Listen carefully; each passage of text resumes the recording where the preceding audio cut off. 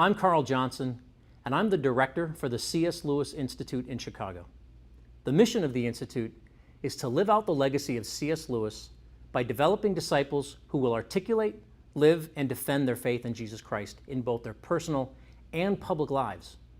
Sometimes this means tackling important questions such as, do Muslims and Christians worship the same God?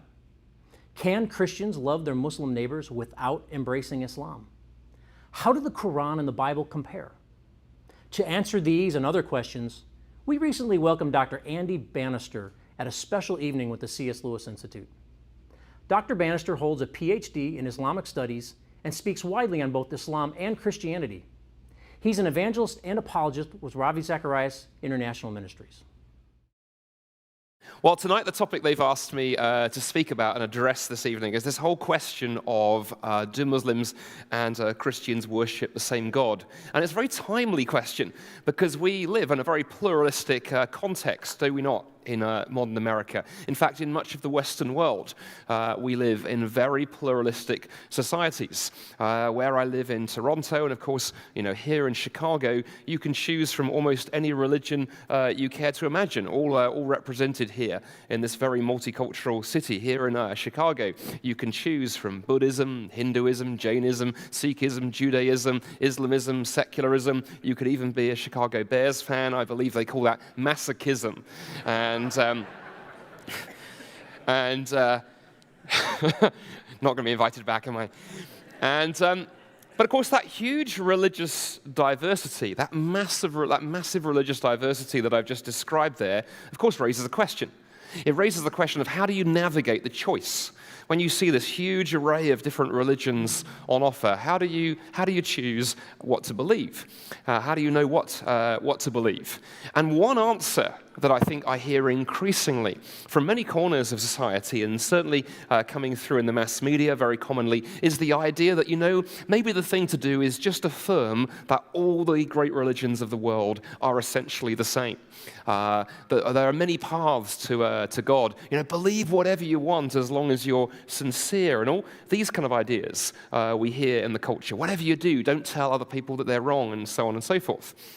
Now, I've got a friend who teaches at the University of Toronto back home, and he very much believes this idea. He very much believes the idea that all religions are essentially the same. And the metaphor he likes to use with his students, and I remember him once sharing this with me over a cup of coffee, and the metaphor that my friend at the University of Toronto likes to use is he says that, it's helpful to imagine, he once said to me, all the religions of the world as being a bit like paths up a mountain. There on the top of the mountain is a God. And all the different religions in the world are just like paths up the mountain. And there's the Buddhist path, and the Christian path, and the Muslim path, and the Hindu path, and so on and so forth. Presumably the atheist path goes just round and round the bottom and doesn't go anywhere. But nevertheless, it's a lovely metaphor. And I remember him sort of sharing it with me and sort of smiling kind of sort of philosophically and wisely at me over his cup of coffee and, waiting for my reaction. And I let him finish his little story. And then I said, I hear what you're saying, and I think it's a very pretty illustration. I said, but there's just one problem. The problem for me is this. I'm a mountain climber. My hobby is climbing mountains. It's one of the reasons I moved to Ontario in Canada. The mighty mountain ranges we have there. Few people who know Canada. That's very funny. The highest thing in Ontario is about 900 feet. But yeah, I'm a mountain climber. I climb mountains as a hobby. And I said to my friend, here's the thing. I can confidently tell you that every path does not lead to the top of the mountain. Some paths do indeed just go round and round the bottom. Some paths don't get outside the parking lot. They just go to the washroom. Some paths lead to the tea shop. Some paths end in massive cliffs and a rocky death because they were built by rock climbers. And quite frankly, rock climbers are the most insane people on the planet. And so on and so on. Every path does not lead to the top of the mountain. In fact, if you are lost on a mountain when the fog comes down and you've forgotten your map and your compass and your GPS has stopped working, simply picking a path at random and following it is probably going to end up in you being a small pizza-shaped stain at the bottom of the mountain. It's not a way to wisdom so much as a way to certain death. And then I asked him another question. I said, but just for a minute though, let me entertain your idea. Tell me, I said to him, where would you have to be standing in order to see that every path leads to the top of the mountain? Well, he thought about it for a moment and he said, oh, I think I see your problem. Yeah, you'd have to be standing at the top of the mountain, wouldn't you? I said, no, Jeff, it's worse than that. Because when you're on the top of the mountain, when you're at the summit, you can't see where all the paths go because they often disappear over the edge. The only place you could be to see that every path leads to the top of the mountain, you'd have to be floating several hundred or even several thousand feet above it, doing a kind of Google Earth type view. Now, given that you said that God is the summit of the mountain, where precisely are you located, and who on earth do you think you are? He hasn't used that illustration in some time since we had that conversation.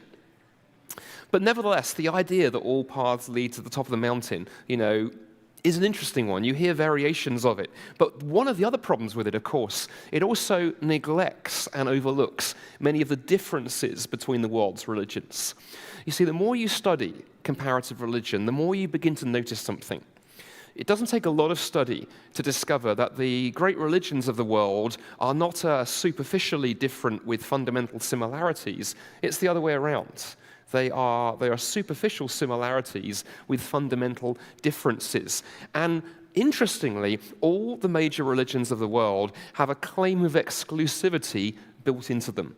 It's not just Christianity that claims to be the only true path to God. Islam claims to be the only true path. Judaism claims to be the only true path. Hinduism and Buddhism are exclusive faiths too.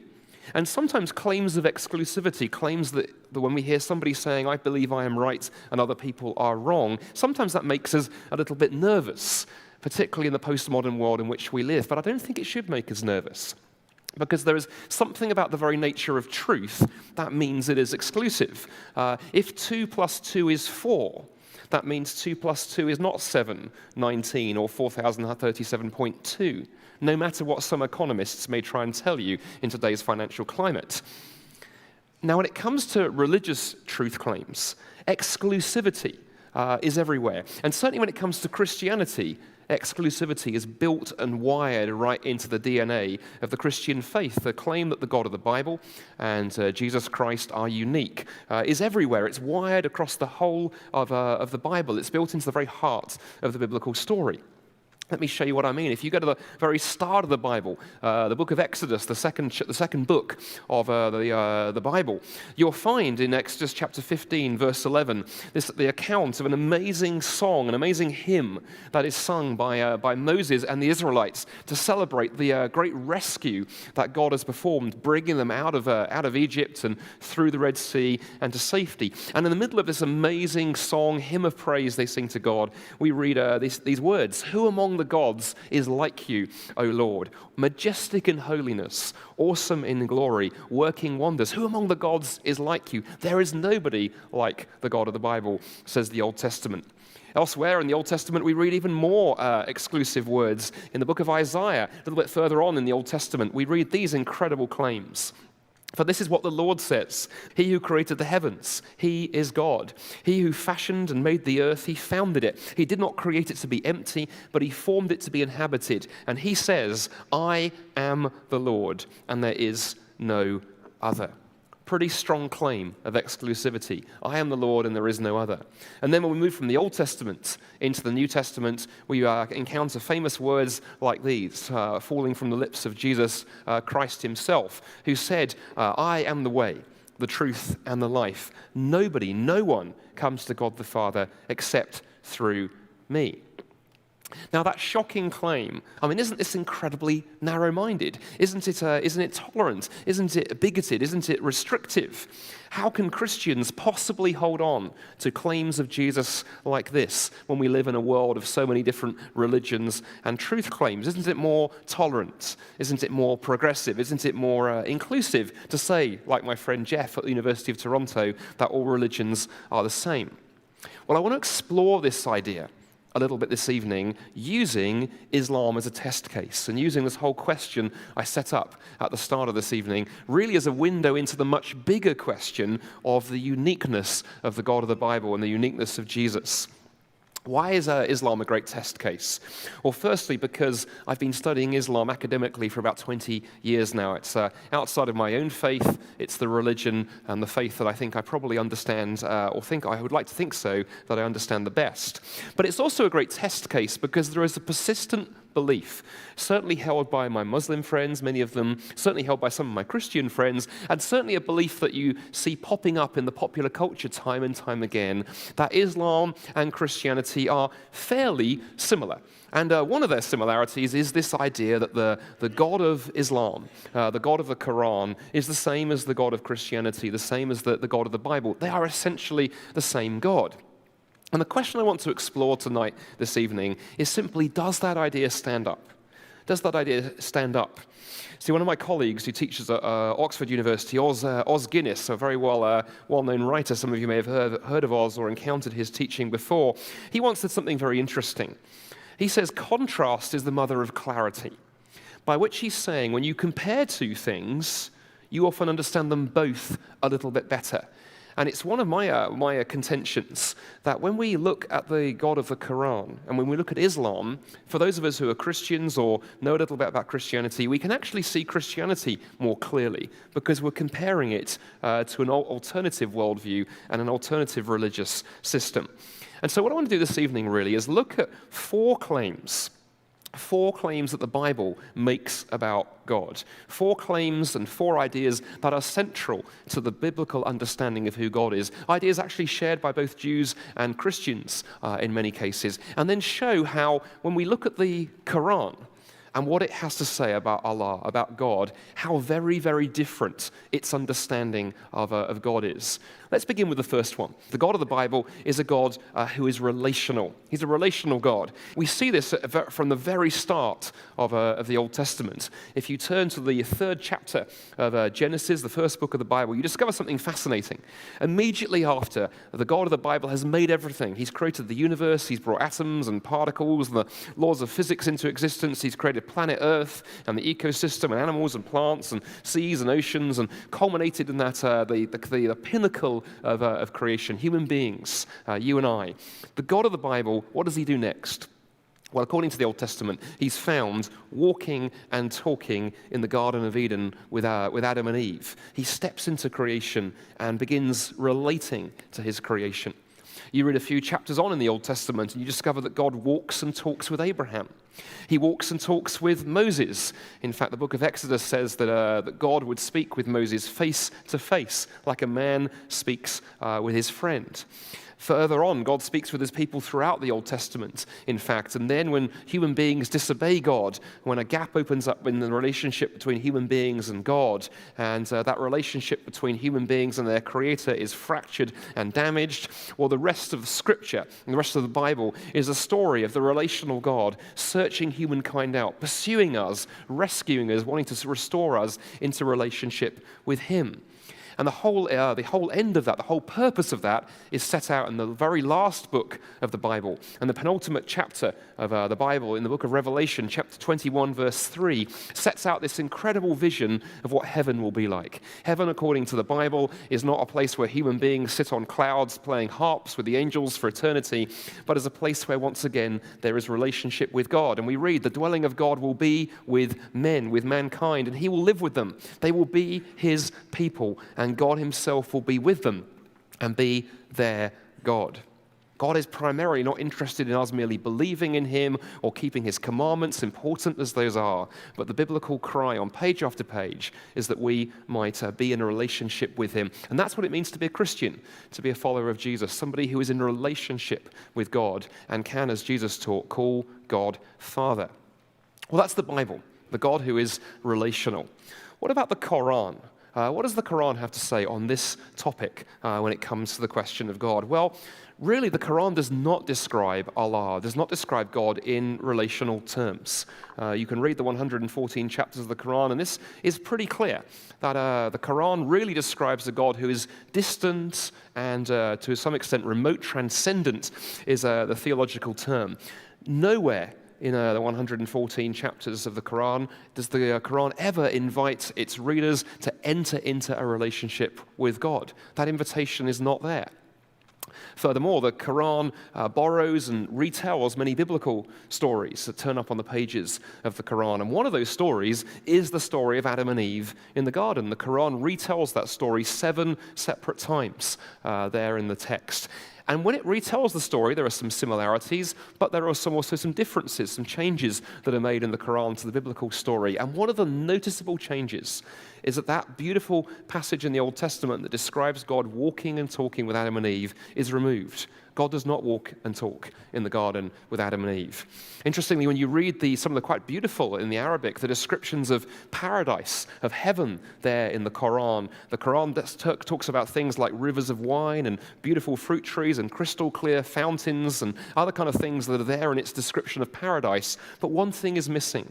There is nothing like that verse I read you from the book of Revelation in the Bible. God is not present in the descriptions of paradise there in the Quran. What is waiting the faithful Muslim in heaven is not walking and talking with God. He is not that kind of relational God. And of course, the Quran flat out denies on page after page after page that God took on flesh and stepped into history in the person of Jesus Christ.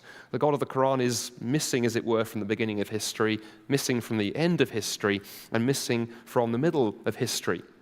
The only relationship that the Quran talks about in terms of human beings and God is one not of father or friend. That language is never used in the Quran. The only language that's used is that of master and servant. God is the master, we are the servants. Our job is simply to obey, not to have any deep intimacy of relationship.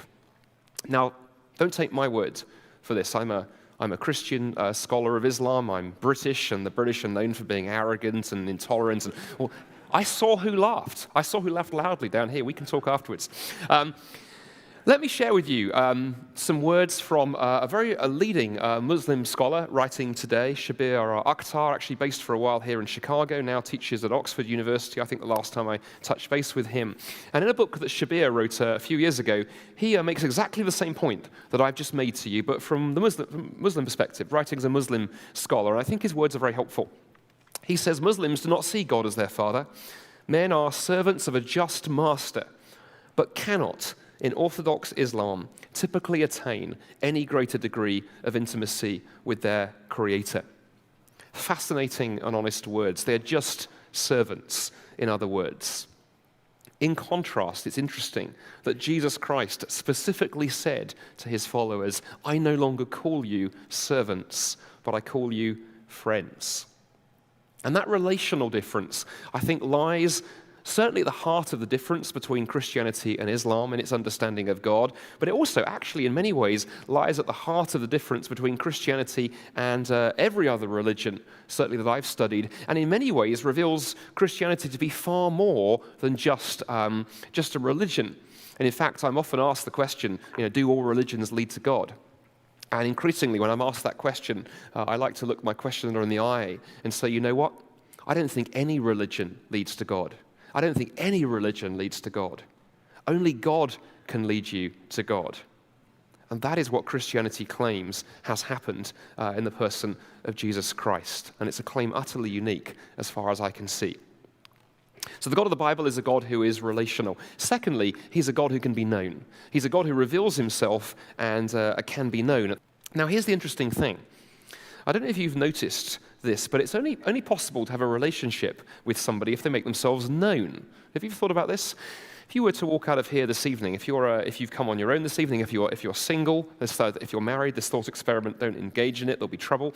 You walk out of here this evening, you're on your own, you're single, and you see across the hallway as you walk out of here a person of the opposite sex, and you look at them and you think, my word, what a wonderful specimen of humanity. They're very attractive, they're very handsome, a bit like me, very kind of thank you, one person, and you think to yourself, I'd love to get to know that person. Maybe go for a coffee or a date or something.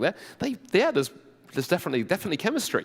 And you make a few inquiries, you find out who their friends are, and you stalk them on Facebook. That's how dating happens, I understand, in the modern world.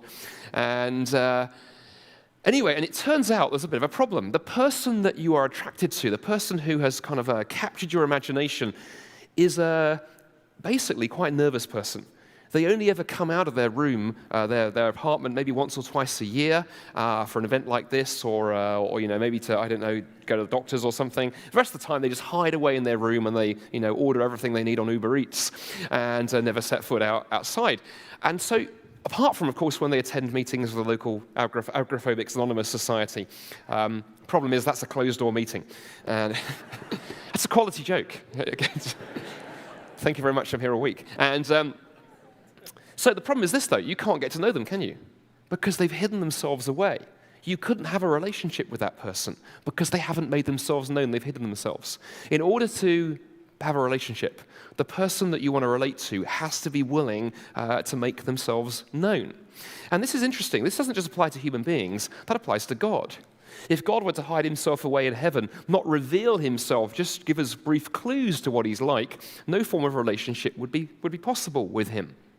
And here's the thing that fascinates me. From the beginning to the end, the Bible tells the story of a God who reveals himself, who wants us to know him, a God who can be known.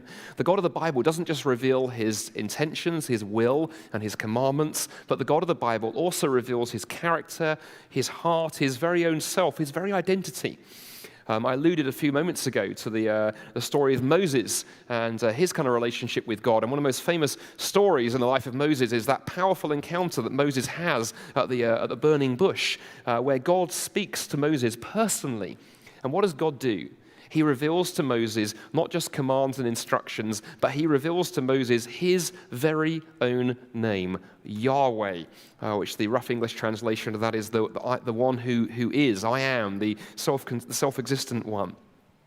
And ultimately, that biblical theme of God revealing himself and his identity, his very own self, runs right the way through the Bible and culminates perhaps most beautifully in in John's Gospel, there in the New Testament, chapter 14, verse 9, where Jesus looks at his followers, looks at his disciples, and says to them, anyone who has seen me, says Jesus, has seen God the Father.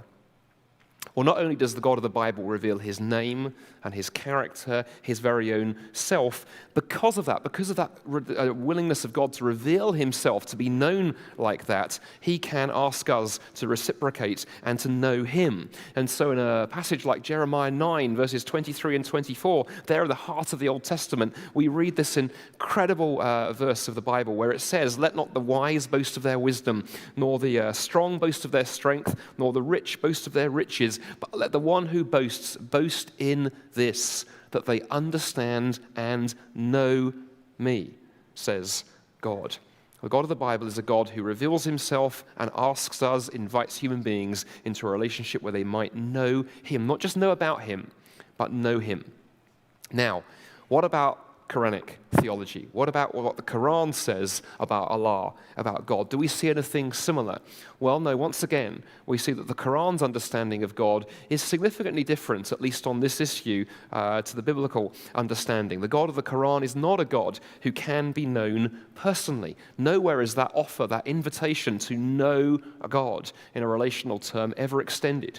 God in the Quran does not reveal himself. He reveals his commands, yes. He reveals his instructions and his will, yes, on page after page. But he does not reveal his self and his very own heart. It's interesting to note that in Islamic theology, Muhammad, to whom the Quran, according to Islamic understanding, to whom the Quran was revealed over 23 years from AD 610 to AD 632, Muhammad never has God speak to him personally and reveal the Quran. It's the angel Gabriel who in the Islamic understanding comes down and gives the Quran to Muhammad over that 23-year period. God is at a distance. God is up there in heaven, human beings are down here on earth, and never the twain shall meet.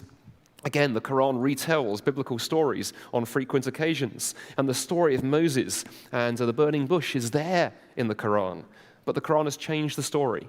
And God does not reveal his personal name to Moses, does not speak to Moses face to face like a man speaks with his friend. That has all been changed and all been rewritten in the Quran's understanding of that story. Profound difference. Now again, don't just take my word for this. Let me quote to you a very well-known Muslim scholar of the Quran, a gentleman called Ismail al-Faraki. And he wrote this a few years ago. He said, Allah does not reveal himself to anyone in any way. Allah reveals only his will. Allah does not reveal himself to anyone. That is the great difference between Islam and Christianity. And I found that I love that quotation because it's so honest and it's so direct and it sums it up almost better than I could. That is the great difference between Islam and Christianity. I acknowledge that as a Christian, and Ismail acknowledges it as a Muslim, that in the Quran, God only reveals his commands, not his character, not himself in any way. So the God of the Bible is a God who's relational, he's a God who can be known, and that's absent from Quranic theology. Let me show you a third difference. The God of the Bible is a God who is love. The God of the Bible is a God who is love. This is a crucial and key and central biblical theme. And it begins right there in the Old Testament. In fact, Exodus 15, we were there a few minutes ago, that song of praise that Moses and the Israelites sing as they worship God and thank him for rescuing them from Egypt. In the heart of that song, they sing this verse, this line. They sing of God's unfailing love that has led God to redeem his people.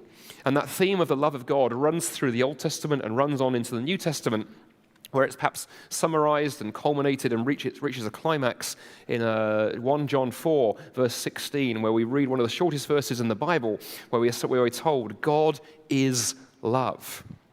Now, that's one of those verses of the Bible that in one sense sounds very simple, but is actually really profound. Because what the Bible is telling us here is that the God of the Bible is not just a God who acts lovingly, he is a God who is love. In his very nature, in his very essence, he is love. And to get all theological and all philosophical on you for a moment, the God of the Bible is a God who is Trinity, one God in three persons, Father, Son, and Holy Spirit. And one of the interesting things that flows from that means the God of the Bible can be a God who is love without the need to create anything. Because before God had created anything, any human being, any creature, anything other than himself, he could still be love. Because the Father could love the Son, could love the Spirit. God could consistently and self-subsistently be loving without creating anything. At the heart of who the God of the Bible is lies a loving relationship. And in Christian theology and thinking, love is the supreme ethic underpinning the universe, because everything stands upon and was created by and was founded by a God who is love. Well, what about the Quran then, and this topic of love and God? What does the Quran have to say on this subject? Here things get a little bit different. The Quran certainly talks about love, and I'll unpack that in a moment, but nowhere does the Quran make that bold definition, that bold statement that that God is love. Nowhere does it say that. Neither does it even take the slightly reduced step of saying that Allah is loving. Those claims are missing. They're not there in the Quran. Interestingly, again, to get all theological and philosophical on you for a moment, the Quran denies the doctrine of the Trinity, that core understanding of God found in the Bible. And one of the side effects of that is that means that the God of the Quran couldn't be love unless he first created something to love. Love requires a subject and an object. It requires the one doing the loving, and it requires the object, the person that you are loving.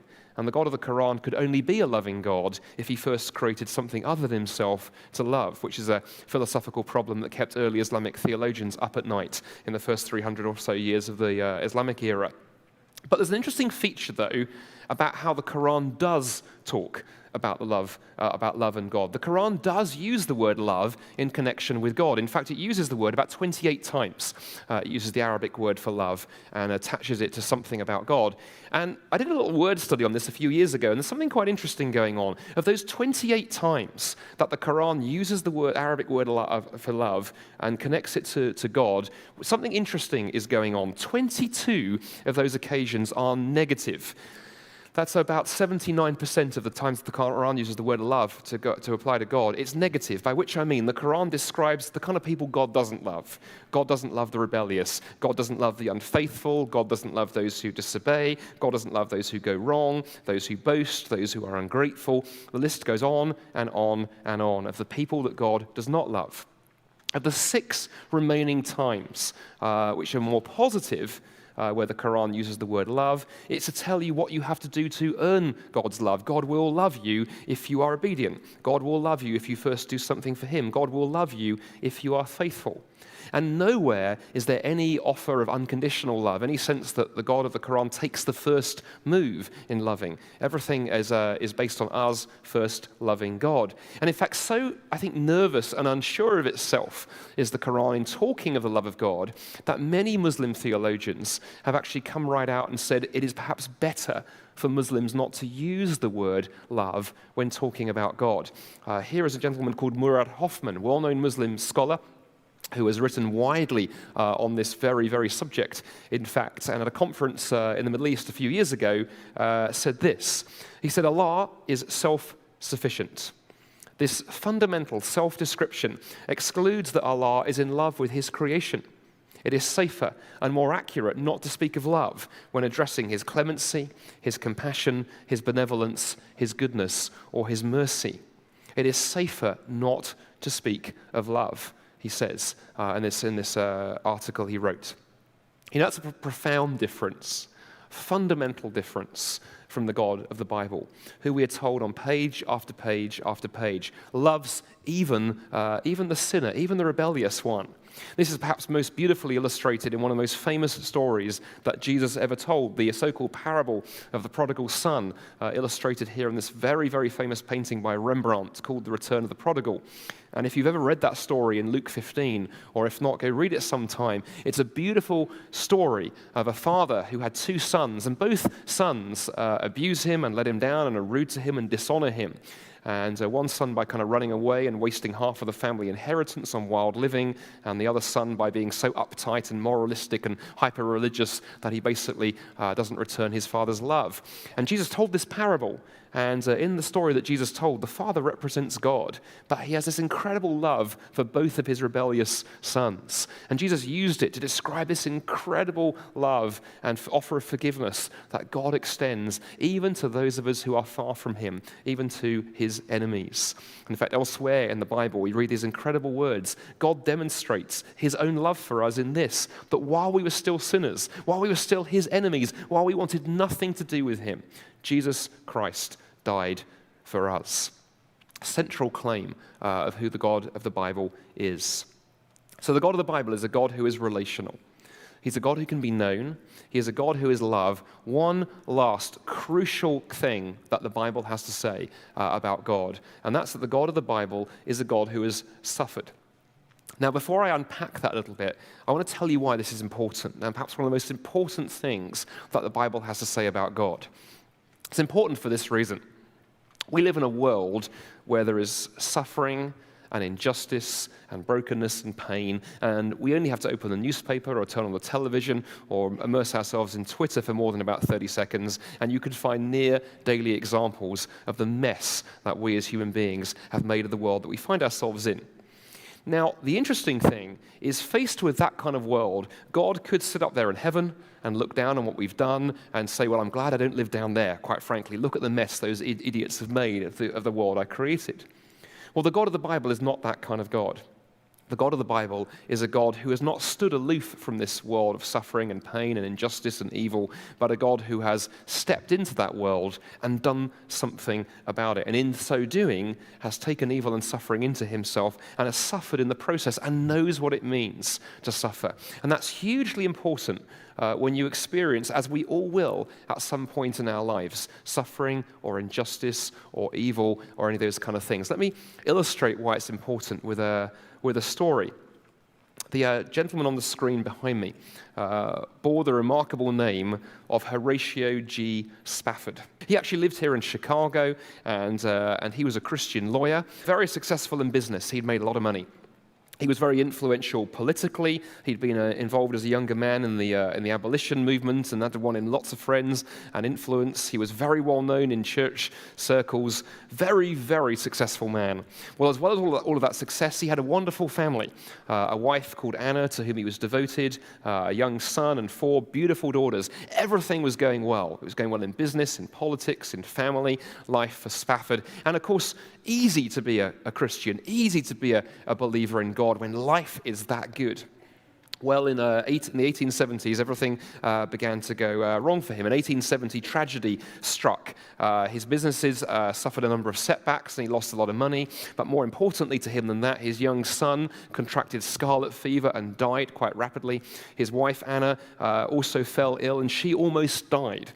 And after a 3 or 4 month battle with illness, through which she finally pulled through, they decided they needed to do something to take their mind off everything they'd been through, the death of their son, the business disaster, her sickness. So they decided they would do the sensible thing. They would have a holiday.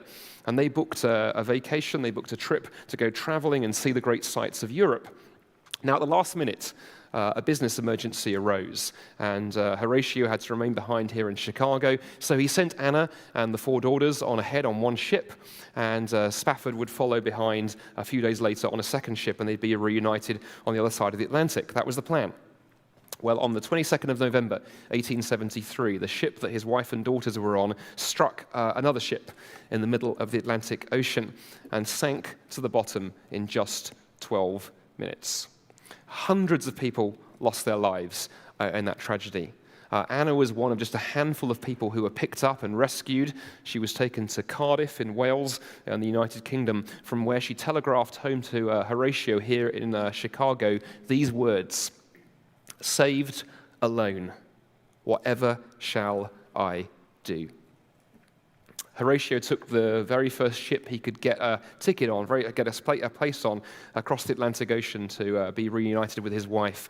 And in fact, as they sailed across the Atlantic one afternoon, the captain sent a message to Horatio from the bridge, and it read like this: "Sir, a careful reckoning has been made, and we believe we are just more or less passing the point where your wife's ship was wrecked 6 nights ago. The water here is 2 miles deep." That night, Horatio shut himself up alone in his cabin and wrote the words to one of the most famous Christian hymns that has ever been written. Those of you here who have any connection with the church or would call yourselves Christians may well be familiar with this hymn. These are the words that he wrote that night. "When peace like a river attendeth my way, when sorrows like sea billows roll, whatever my lot, thou hast taught me to say, it is well with my soul. For me, be it Christ hence to live. If dark hours about me shall roll, no pang shall be mine, for in death as in life, thou wilt whisper thy peace to my soul." And you read that famous hymn, whether you're hearing it for the first time or you know these words well, and then you hear the story behind it. And to me, it staggers my mind every time I sing this hymn now. Because you have to ask yourself the question, how could Horatio Spafford, having just lost his entire family, almost seen his businesses wiped out, all of this stuff, write words like that? How could he do that? How did he find the comfort in the midst of utter bereavement and loss to write those kind of words? And I believe the answer is that only the God of the Bible, whom he followed and worshipped and held dear, can comfort like that, because only the God of the Bible actually understands suffering. See, in Psalm 23 and numerous other biblical passages, we are told in the Bible time and time and time again that God is with us in the midst of our suffering. He's not aloof and remote and removed, but right there with us in the middle of it. And he can journey with us and understand it because he understands and has been through suffering in the person of Jesus. You see, God in the person of Jesus steps into history and goes to the cross, takes on suffering and pain into himself because of his great love for us. You see, the love of the God of the Bible that I spoke about a few minutes ago is a love that is not just spoken about, but is demonstrated in the incredible lengths that God goes to deal with the sin and the shame and the brokenness and the alienation that separate us from him.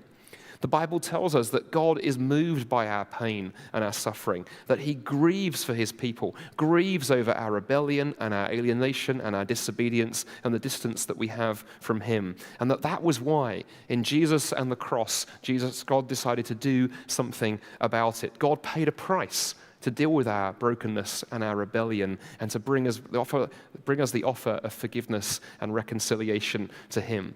And as the Bible says in the book of Isaiah, chapter 53, verse 4, he took up our infirmities, and he carried our sorrows. The God of the Bible is a God who has been through suffering, who has experienced it, who knows what it means, and was willing to do that for you and for I.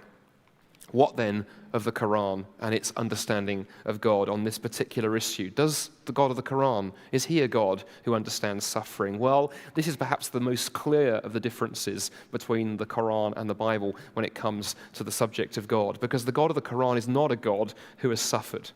Nowhere do we read that Allah in the Quran, that God in the Quran feels any grief or emotion as a result of our sin or our pain or our suffering. Certainly God in the Quran gets angry when we go wrong. He gets angry at our sin, and that anger is expressed in wrath and judgment, but there is no heart response. And the God of the Quran does nothing, takes no action, no steps, pays nothing, experiences nothing, goes through nothing to deal with the problem of sin and rebellion that separate human beings from him. And as the Muslim theologian Muhammad al-Bakawi puts it, discussing this very issue, he says Allah can annihilate the universe if it seems good to him, and he can recreate it in an instant. He receives neither profit nor loss from whatever happens. If all infidels became believers and all the wicked pious, he would gain nothing. And if all believers became infidels, it would not cause him loss.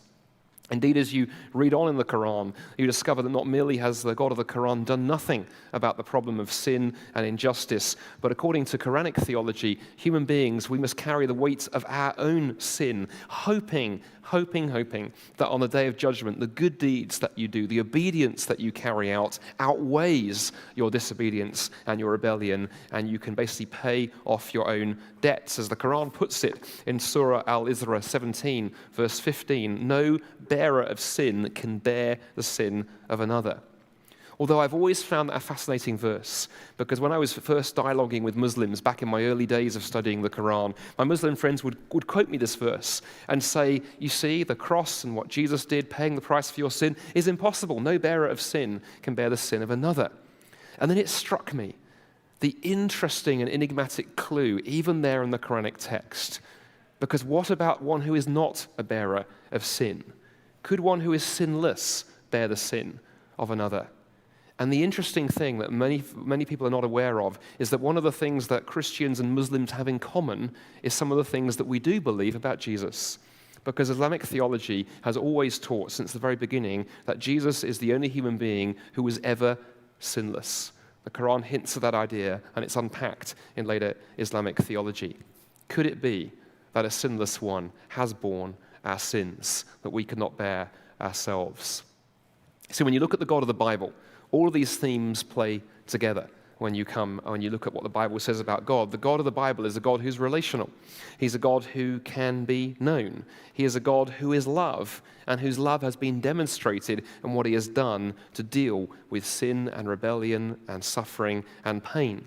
Huge contrast to the Quran's understanding of God, where we see a God who is not relational, a God who cannot be known, a God who is not love, and a God who is not willing to take on our sorrows and our infirmities. But there is one last difference between the God of the Bible and the God of the Quran that I want to speak about for a few moments. And this last difference that I want to talk about for a few moments concerns mercy and justice. Mercy and justice. You know, it's interesting that God's mercy and God's justice are ideas at the heart of many religions. Many of the world's religions will tell you that God is a God of justice who punishes wrongdoing, and that also God is a God who is merciful and forgiving. And in fact, the Quran on page after page after page says that God is merciful and forgiving, and that also God is a God of wrath and judgment. And we see both things talked about there in the Bible as well, that God is a God who is the judge, and God is also a God who is forgiving. But I wonder if you've ever thought or noticed something about mercy and justice. Mercy and justice contradict. Have you ever noticed this? Mercy and justice actually contradict one another. Mercy is always offered at the expense of justice. Let me illustrate what I mean. If you were to walk out of this building this evening, and as you walk out of the exit, you are grabbed by the Chicago Police Department, and they've caught you for that heinous crime that you committed last week. You know, the one that you've been hiding from all your friends and family. A few people laughing rather too nervously. And you're brought before the court tomorrow, and before a judge and a jury of your peers. The evidence is presented, you're found guilty, and the judge, she looks down at you from her bench, and she says, well, this is a very serious crime that you've been found guilty of, and according to the law of the land, I have to sentence you to 20 years in prison. Is the punishment this crime deserves. I am known as a judge who is completely fair and completely just. I believe in justice, I believe in the law, so 20 years is what you're going to get, and they send you down. Well, the judge has been just, right? She has followed the law to the very letter. She has been a just judge. Has she been merciful? No. Has she been forgiving? No. She's been just. Well, now replay the scenario. You walk out of here this evening, you're grabbed by the police, they take you to the court tomorrow, you're found guilty by a jury of your peers, the judge looks at you from her bench, and she says you have been found guilty of a heinous crime according to the law of the land, you should be sentenced in prison for 20 years, but you know what? Today I'm feeling forgiving and merciful. There's the door of my courtroom, get out of here before I change my mind. And you run as fast as your little legs can carry you. Now, has she been merciful? Of course. Has she been forgiving? Yes. Has she been just? No. She's ignored the law. She's quite literally ignored the law. She's ignored what it says. She's done the complete opposite of what the law says. She has not been a just judge, but she's been forgiving. And the more you play with this idea, the more you see it is obvious that mercy and justice are in contradiction to one another. Mercy is always exhibited at the expense of justice, and the same applies to God. Justice and mercy contradicts. If God treats us as our behavior and our sins and our rebellion deserve, then he is a God who is just. On the other hand, if God forgives us, he has to do it by ignoring everything that we've done, and he may be a forgiving God, he may be a merciful God, but he is not a just God. And this problem, this contradiction between mercy and justice, between forgiveness and judgment, is a contradiction in every other world religion. Every world religion, this is a problem, except one. Christianity solves this contradiction, solves this tension between mercy and forgiveness, and it does it through the cross of Jesus Christ. Because in Christianity, God does not offer mercy at the expense of his justice, but God offers mercy through his justice, through the justice of the cross, where judgment and mercy meet. The Bible says that God stepped into history in the person of Jesus Christ, and that Jesus offers to make himself one with those who trust him. And when we put our trust in Jesus, says the Bible, then our sin, our rebellion, our wrongdoing becomes his sin. He takes the injustice we have done into himself, and he pays the price. At the cross, every sin was punished, every penalty paid in full. Justice is upheld, not ignored. The law is fulfilled. At the cross, Jesus paid for us, and only because of that is mercy possible.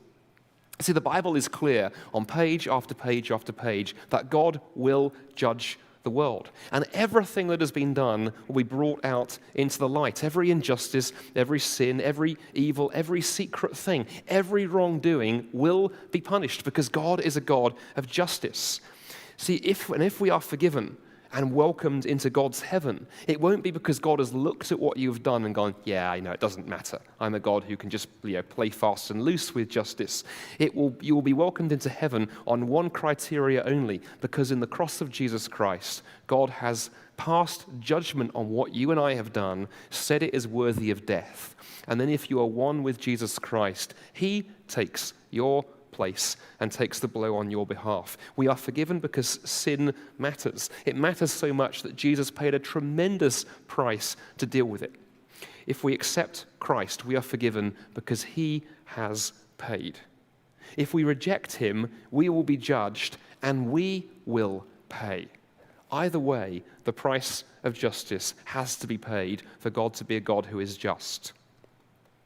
Interesting illustration that could help you get your heads around this. If you were to come up to me afterwards, after tonight's talk, and say, Andy, could I borrow your iPad for a couple of minutes? Now, just imagine in some alternative universe, I lend it to you. I'm very, very attached to my iPad. I use it to play Candy Crush Saga in the washroom and all kinds of other really important activities. You ask me to lend you my iPad against my better judgment. I do so. 5 minutes later, you come back to me going, I kind of broke it. And I look at it, and I'm very upset, and I say to you, this is terrible. I mean, I'm a great fan of Apple products. I know everything about them, and I can tell you that what you've done, that way you've bent this thing and smashed it up, and goodness knows what you did to it and how, that's about a $500 repair. $500 to fix what you've done. And at that point, you begin crying, and you say, woe is me, I am but a poor student or whatever. I don't have 2 cents to rub together. I can't afford to pay. And then I look at you, and I take pity on you. And I say, you know what, my friend? Don't worry. Don't worry. I will pay. I'll pay. I've got it covered. Go. Off you go. If you trot and hop and skip out of that building and then proceed telling people and tweeting and everything and saying, hey, guess what? I learned an amazing lesson tonight. You can smash up iPads and there's no consequences. It's free. You would have taken entirely the wrong lesson from what you would have seen, because there has been a price. What you did had a cost. All that has happened is that I have borne it so that you can go free and your debt is paid off. And that is what the Bible says is going on in the cross of Jesus Christ, that Jesus paid for us so that we can go free. That is what God did because of his love for each one of us. You know, one very last thing. I've talked a lot about love this evening. We talked about love just then. We talked about love as one of the attributes of God. It's interesting to reflect on the word love for a moment. In particular, I'd like you to think about this question for a moment. What is the greatest expression, the greatest form of love that you could possibly imagine? What would be the absolute greatest form of love that anyone could show? Now, interestingly, Jesus actually was asked a question that kind of led to that. Jesus talks about that towards the end of his life, where when he was discussing this issue with his followers, with his friends, he comes out with this line, and I think it's right on the money. He said, greater love has nobody than he is willing to lay down his life for his friends. And most of us instinctively get this. Yeah, you know, self-sacrifice is the highest form of love. That's pretty much obviously the case. If my 3-year-old daughter, who I love dearly, but who, as like most 3-year-olds, has a tendency to run in all kinds of random directions, especially when your back is turned, took it upon herself to bolt out of our open front door, run out to chase the neighbor's cat out in the street, just as the garbage truck comes thundering by, and I see what is happening, and I dash out of the front door, grab her and throw her out of the way, but as that happens, get struck by the truck, and am killed instantly. What would you conclude from the actions that have just taken place? You would conclude, presumably, that I love my daughter tremendously, that without a moment's hesitation, I was willing to sacrifice my love for my daughter Katrina, who means so much, incredible much to me, because of my great love for her. How deeply Andy loved his daughter, you would say to yourself, I imagine, because he laid down his life to save hers. We instinctively know this. Or consider a historical example. The man on the screen behind me, Maximilian Kolbe, very, very famous Catholic priest back in the 20th century. Why is he famous to students of history? Well, he was a Polish Catholic monk, was arrested by the Nazis, arrested by the German Gestapo in Poland. He was arrested because he and his fellow monks had been hiding Jews and other enemies of the German state and smuggling them to safety. And the Gestapo caught up with him. They arrested Kolbe, and he was shipped to the notorious Auschwitz concentration camp and imprisoned there. Well, 1 year after his imprisonment, there was an escape attempt at the prison. 3 prisoners, in fact, successfully escaped from Auschwitz. And of course, the authorities were very, very furious. And to deter further escape attempts, to deter further prisoners from trying the same thing, the commandant, the commander of the camp, gave the order that 10 men should be just picked at random from among the prisoners and executed. Not merely executed, he sentenced them to be locked up in an underground bunker with no food, no water, no light, and just left to die. Well, one of the 10 men who was selected at random to be killed to deter escape attempts was a friend of Maximilian's. And when he was selected, when his name was read out, this friend of Kolbe's cried out, "But my wife, my children, don't, I cannot be killed. I have a wife, I have a family." And on hearing that, Kolbe stood up and said, "May I take his place?" And that was permitted. and he was locked up in the underground bunker with 9 other men and proceeded to take 2.5 weeks to die of starvation and dehydration there in the dark. And you read the story of what he did that day in 1941, and those words of Jesus come rushing back to you. Jesus said, "Greater love has no one than this, that he lay down his life for his friends." And if we all instinctively sense that's true, we know that's true, we look at heroism like that and go, that is what love looks like. That raises a fascinating final observation about God and God's character.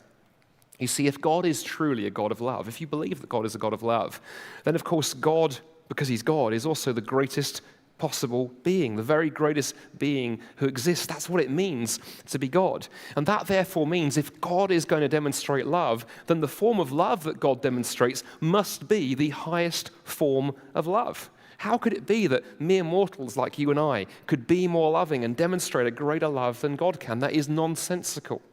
So if the greatest being, God, demonstrates the greatest form of love, and the greatest form of love is to lay down one's life, do you now see why the death of Jesus, God come in the flesh, is so profound in what it tells us about who God is?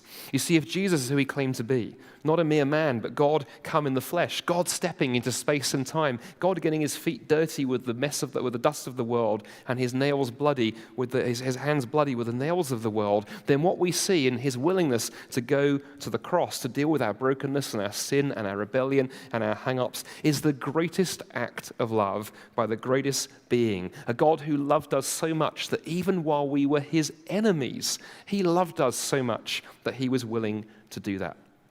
So the God of the Bible, I believe, is a God of love. He's a God who loves each one of us here this evening, loves you profoundly and tremendously so. He knows what you are like. He knows what I am like. There is nothing that you can hide from him. You can't distract him or blow smoke in his face by pretending to do a few good deeds and go, look, I'm a nice person, really. When God knows what you're really like on the inside, there is nothing you can hide from him. Yet despite knowing what you and I are really like, God came into the world and offers to make us one with him, pay for what we have done, and offers us forgiveness as a gift. But not just any gift, a very, very, very costly gift. A price was paid for our forgiveness, but we didn't pay it.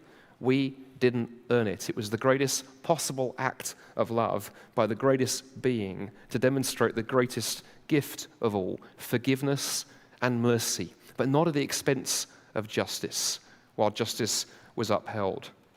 You know, I quoted to you earlier from Romans chapter 5, where it tells of the love of God, but there's another very famous verse in the Bible that talks of God's love. One of the most famous things that Jesus said here in John's Gospel, chapter 3, Jesus said, "For God so loved the world, that he gave his one and only Son, that whoever believes in him shall not perish, but have eternal life."